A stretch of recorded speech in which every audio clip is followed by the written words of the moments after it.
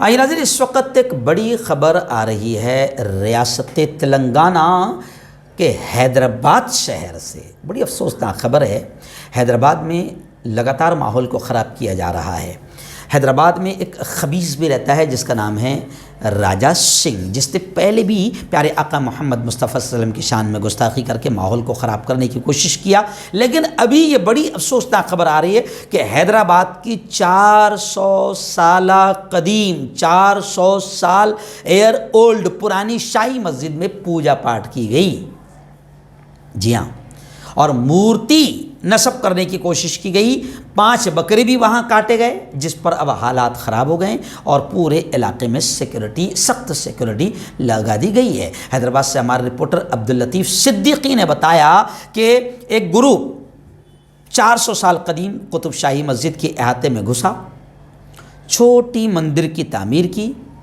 کوشش کی، جسے ناکام بنا دیا گیا، اور شریروں پر آتنکیوں پر مشتمل یہ گروپ مسجد کی حصار بندی توڑ کر اندر گھس گیا،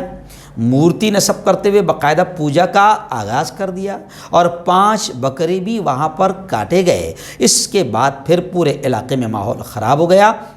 سینکڑوں لوگ وہاں پہنچ گئے۔ تفصیلات کے مطابق رپورٹ ایسی ہے کہ اتوار کی صبح 10:30 بجے کا یہ واقعہ بتایا جا رہا ہے۔ 100 سے 150 لوگ وہاں پر شر پسند آتنکی قسم کے لوگ ایک گروپ کی شکل میں، جس میں عورتیں بھی شامل تھیں، قدیم 400 سالہ پرانی مسجد قطب شاہی کے حصار کو توڑ کر اندر داخل ہوئی اور پوجا پاٹ شروع کر دیا گیا۔ کچھ ہی دیر میں وہاں ایک مورتی بھی نصب کر دی گئی۔ اس حرکت کو دیکھ کر مسجد کمیٹی ارکان نے مقامی پولیس اور تلنگانہ اسٹیٹ وقف بورڈ کے عہدیداروں کو آگاہ کیا، اور کچھ ہی دیر میں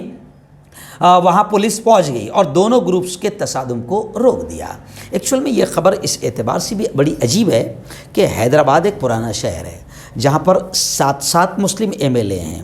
اور مسلم ممبر پارلیمنٹ ہے، اور اس سے پہلے بھی مسجدوں کو نشانہ بنایا گیا، کئی مسجدیں شہید کر دی گئی، اور لگاتار ایسا ماحول خراب کیا جا رہا ہے۔ تو اس لیے بھی یہ اہمیت خبر رکھتی ہے کہ وہاں پر 7 عامدار ممبر پارلیمنٹ